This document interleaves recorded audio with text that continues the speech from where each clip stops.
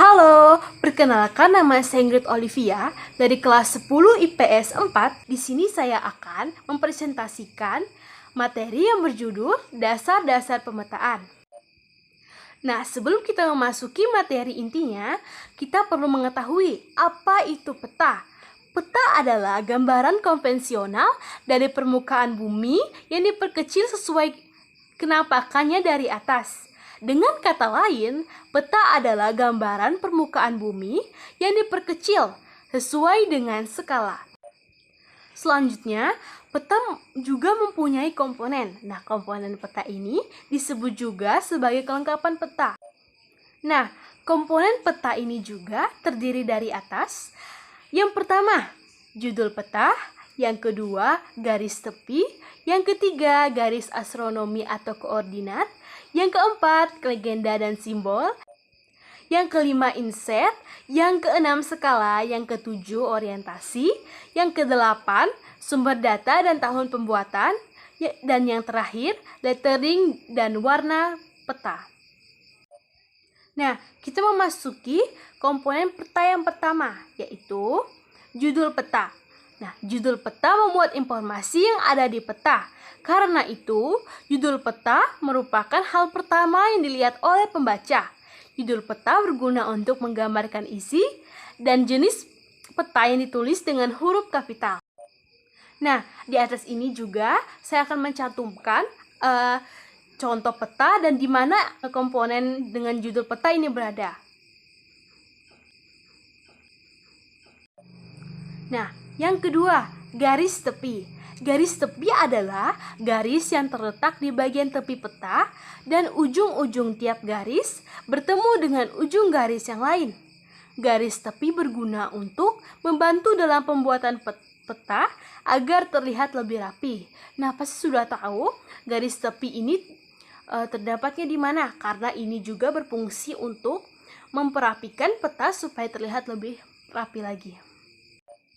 Yang ketiga, garis astronomi atau koordinat. Garis astronomi atau koordinat merupakan garis khayal yang terdapat pada peta. Berguna untuk menentukan lokasi suatu tempat yang terdapat pada tepi peta. Berbentuk angka-angka koordinat dalam satuan derajat, menit, dan detik. Nah, di atas ini saya akan menunjukkan di mana garis astronomi atau koordinat. Yang keempat, legenda dan simbol.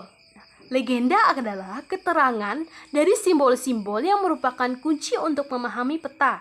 Sedangkan simbol adalah tanda atau gambar yang mewakili kenampakan yang ada di permukaan bumi yang terdapat pada peta kenampakannya.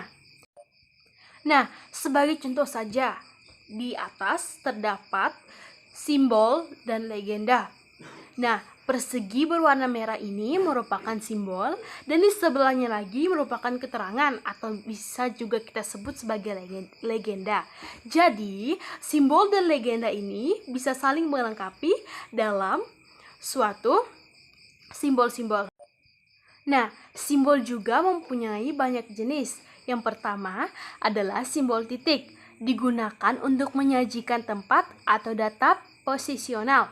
Nah, contoh dari simbol titik adalah di atas bisa kita lihat berbagai macam simbol yang tertera di situ. Misalnya ibu kota negara, ibu kota provinsi, ibu kota kabupaten atau kota, kecamatan, gunung api tidak aktif, gunung api Merapi, pelabuhan, dan bandar udara. Bisa kita lihat masing-masing simbol yang terdapat pada gambar tersebut. Nah, untuk yang selanjutnya atau yang kedua adalah simbol garis. Nah, simbol garis ini digunakan untuk menyajikan data yang berhubungan dengan jarak. Nah, kita bisa lihat di situ apa saja simbol garis. Yang pertama sungai, yang kedua jalan raya, yang ketiga jalan lain desa, yang keempat batas negara, yang kelima batas provinsi, dan yang terakhir adalah batas daerah. Nah, bisa kita lihat simbol-simbolnya di atas sini dan kita bisa mempelajari bagaimana simbolnya dan bisa kapan saja kita temui dan kita bisa ketahui itu. Nah, untuk yang terakhir adalah simbol area. Nah, simbol ini digunakan untuk mewakili suatu area tertentu dengan simbol yang mencakup area tertentu. Nah, bisa kita lihat bagaimana simbolnya. Itu yang pertama danau, yang kedua rawa, yang ketiga sawah, dan yang keempat formasi batu kapur. Nah, kita bisa lihat gambarnya di atas bagaimana simbol-simbolnya. Nah, komponen peta yang selanjutnya adalah yang kelima adalah insert. Nah, insert adalah peta kecil yang disisipkan di peta utama. Insert menunjukkan kedudukan daerah yang dipetakan terhadap daerah sekitarnya yang berfungsi untuk menjelaskan antara wilayah pada peta utama dengan wilayah lain di sekelilingnya. Misalnya, peta Pulau Jawa sebagai peta utama, sehingga untuk melihat posisi Pulau Sumatera dengan pulau-pulau lainnya dibuat peta Indonesia sebagai insertnya. Nah, macam-macam insert adalah yang pertama, insert penunjuk lokasi. Nah, insert ini berfungsi menunjukkan letak kawasan yang belum dikenali. Nah, untuk yang kedua adalah insert penjelas, berfungsi untuk memperbesar kawasan yang dianggap penting. Yang terakhir adalah insert penyambung. Nah, insert ini berfungsi untuk menyambung kawasan yang terpotong di peta utama. Nah, sebagai contoh bagaimana insert itu, di atas merupakan atau terdapat insert. Nah, untuk yang selanjutnya adalah atau yang keenam adalah skala. Skala dapat diartikan sebagai perbandingan atau rasio antara jarak dua titik pada peta dan jarak sesungguhnya.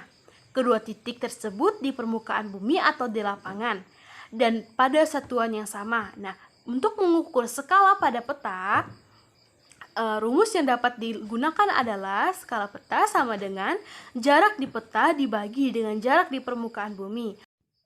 Nah, skala juga mempunyai beberapa jenis. Adalah yang pertama, skala angka. Skala angka adalah skala yang menunjukkan perbandingan antara jarak di peta dan jarak yang sebenarnya dengan angka. Contohnya, 1:500.000 dibaca setiap 1 cm pada peta, mewakili 500.000 cm di lapangan. Nah, untuk yang kedua adalah skala garis.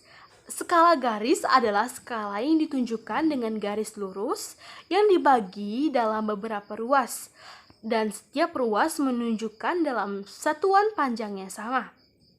Nah, untuk yang terakhir adalah satuan verbal. Satuan verbal ini adalah skala yang dinyatakan dengan kalimat atau secara verbal. Skala yang sering dipeta-peta tidak menggunakan satuan pengukuran metrik. Misalnya peta pada Inggris, contoh 1 inci to 1 mil. Artinya adalah bahwa 1 inci di peta menyatakan jarak 1 mil di lapangan. Skala verbal biasanya digunakan oleh orang-orang Amerika dan Eropa.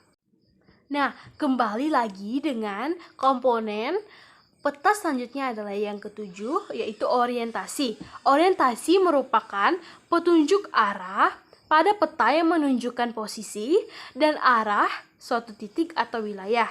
Biasanya berbentuk tanda panah yang menunjuk ke arah utara. Nah, bisa dilihat ke atas gambar orientasi, dan gambar tersebut merupakan orientasi yang menunjuk ke arah utara. Nah, untuk yang ke-8 adalah sumber data dan tahun pembuatan. Sumber peta menunjukkan sumber data yang digunakan dalam pembuatan peta. Sementara itu, tahun pembuatan peta dapat membantu membaca peta untuk menganalisis berbagai kecenderungan, perubahan, dan waktu ke waktu. Dapat memberikan informasi akurat data yang digunakan per tahun pembuatan. Nah, misalnya pembaca ingin tahu bagaimana pembuatan peta dari tahun ke tahun, dan setiap peta pasti ditunjukkan tahun pembuatannya. Nah, untuk yang terakhir adalah lettering dan warna peta. Lettering adalah semua tulisan bermakna yang terdapat pada peta. Bentuk huruf meliputi huruf kapital, huruf kecil, kombinasi huruf, kapital kecil, tegak, dan miring. Penggunaan huruf pada peta yaitu yang pertama huruf kapital tegak untuk nama benua, provinsi. Nah, yang kedua, huruf kapital miring untuk nama samudra dan lautan. Yang ketiga, huruf kapital kecil tegak untuk nama kota, kabupaten, dan nama wilayah. Nah, untuk yang keempat adalah huruf kapital kecil miring untuk nama sungai, danau, dan atau rawa. Warna peta lazim digunakan untuk menunjukkan perbedaan objek pada peta. Penggunaan warna berbeda itu antara lain terlihat pada hal-hal berikut, yaitu yang pertama, warna coklat menggambarkan kenampakan relief permukaan bumi, dan yang kedua adalah warna biru menggambarkan kenampakan wilayah perairan. Nah, misalnya laut, sungai, danau, dan rawa. Nah, untuk yang ketiga adalah warna hijau. Nah, warna hijau ini menggambarkan kenampakan vegetasi. Nah, contohnya adalah hutan dan perkebunan. Nah, untuk yang keempat adalah warna merah dan hitam, menggambarkan kenampakan hasil budaya manusia, misal saja jalan kota, permukiman, batas wilayah, dan pelabuhan. Nah, untuk yang terakhir adalah warna putih. Warna putih ini menggambarkan kenampakan permukaan bumi. Nah, selain mempunyai komponen, peta juga mempunyai jenis dan fungsi peta. Nah, apa-apa saja sih fungsi dan jenis-jenis peta tersebut? Nah, jenis peta. Jenis peta yang pertama adalah jenis peta berdasarkan skala. Nah, yang pertama adalah peta kadaster. Nah, berskala 1:100 sampai 1:5000. Dipakai untuk membuat peta dalam sertifikat pembuatan rumah. Bisa dilihat di atas bagaimana bentuk peta kadaster ini. Nah, untuk yang kedua adalah peta skala besar. Nah, peta ini berskala 1:5000 sampai 1:250.000. Dipakai untuk menggambarkan wilayah yang relief sempit seperti kotak seperti pada kabupaten. Bisa dilihat di atas, itu merupakan salah satu peta kabupaten, yaitu Kabupaten Sanggau.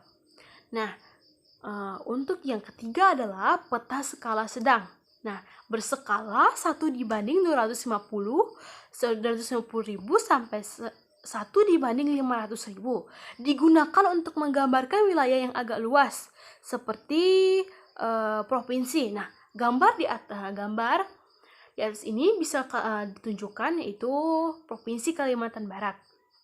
Nah, untuk yang keempat adalah peta skala kecil berskala 1:500.000 sampai 1:1 juta. Digunakan untuk menggambarkan daerah yang cukup luas seperti peta Indonesia. Nah, di sini terdapat peta Indonesia yang merupakan peta skala kecil. Nah, untuk yang kelima adalah peta skala geografis berskala lebih besar dari 1:1 juta. Nah, bisa kita lihat salah satunya adalah petanya adalah peta dunia. Nah, bisa kita lihat di atas ini peta yang termasuk peta skala geografis. Nah, jenis peta yang kedua adalah jenis peta berdasarkan isinya. Yang pertama, peta umum.